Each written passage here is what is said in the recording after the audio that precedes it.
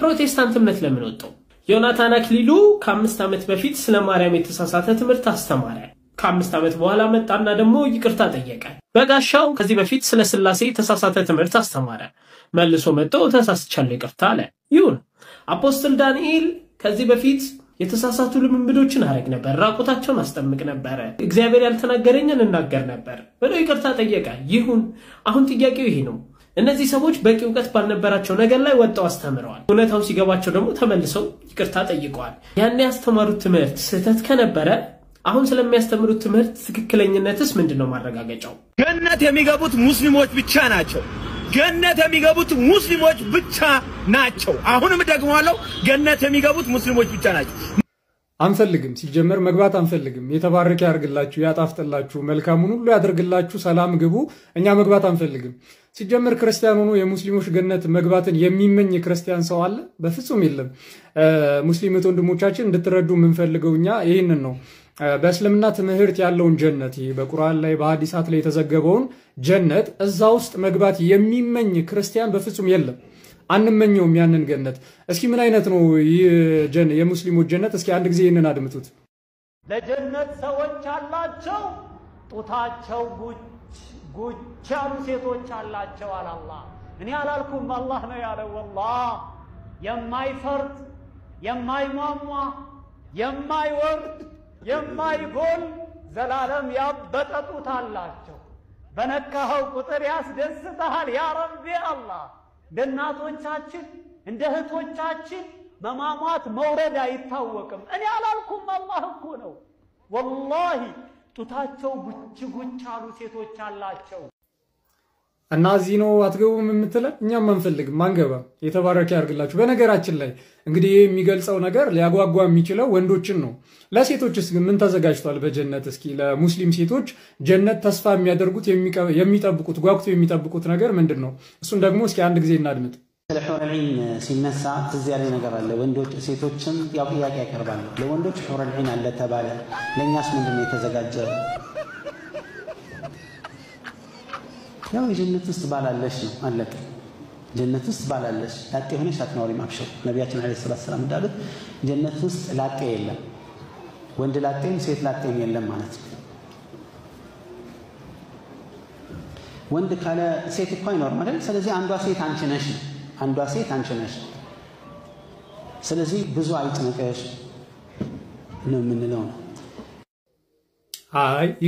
ይቅርብን የተባረከ ያርግላችሁ መልካም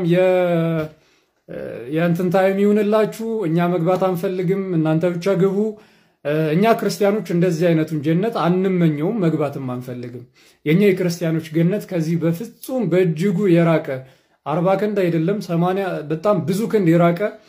ሌላ ነው የኛ ምኞት የኛ ናፍቆት በፍጹም ይሄ አይደለምና የናንተ ጀነት መግባት አንፈልግም የተባረከ ያርግላችሁ In nomine Patris et Filii et Spiritus Sancti ex creatura hominus sic tecum aspergante aqua santa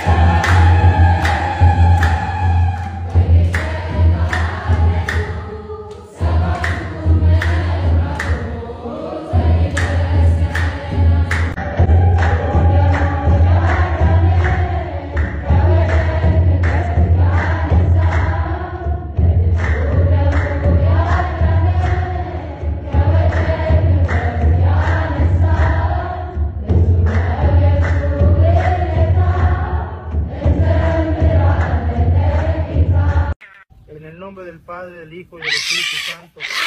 ¡Ay, santísima! Tranquilo, gatito. Señor, míralo, calma su espíritu. Eso es. Oh, y si te paré. Didn't think it was that powerful. Lord, cleanse this creature of all darkness and restore it to peace. In the name of the Father, and of the Son, and of the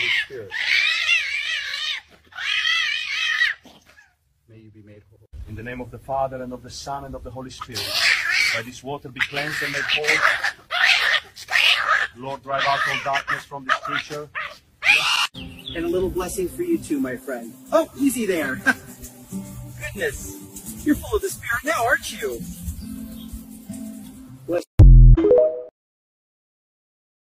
This anqwas ጸልይ ሶጎጆን ቶጎጆን ቶጎጆን ቶጎጆ ኢላማታ ካቻንታ ካቻላ ሄላባ ካቻና ማቲላ ባታ ካቻና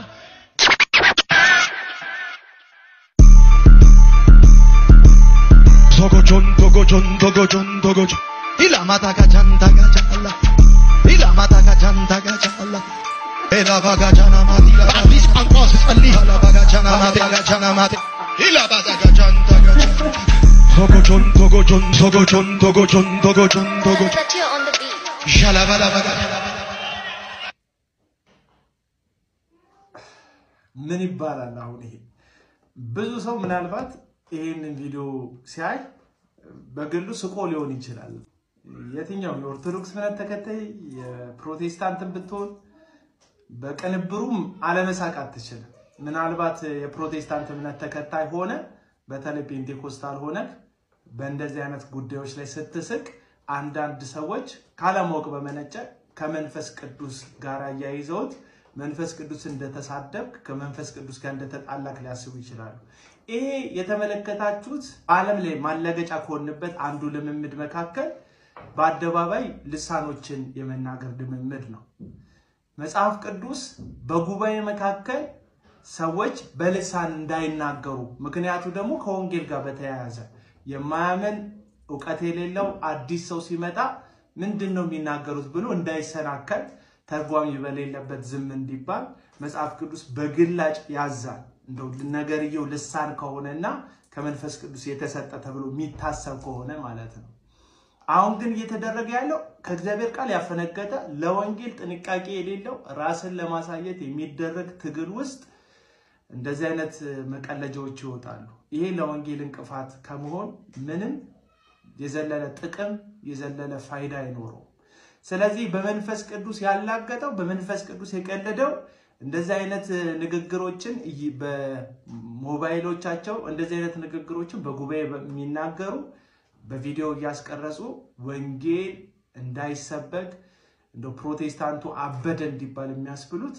ከእግዚአብሔር ቃልም ከእግዚአብሔር መንፈስም ጋር ጥል ውስጥ ያሉ ሰዎች እንደዚህ አይነት ነገር የሚያደርጉ ልሳኖች አሉ ብሎ በአደባባይ የሚናገሩ ሰዎች ናቸው እንጂ በዚህ ቪዲዮ የሳቀ በዚህ ቪዲዮ የቀለደ ይሄን ቪዲዮ ኢቭን የሰሩ ሰዎች ከመንፈስ ቅዱስ ጋር አልተጣሉ እግዚአብሔርን አላሳዘኑ እግዚአብሔርን ያሳዘኑት አታድርጉ የተባሉትን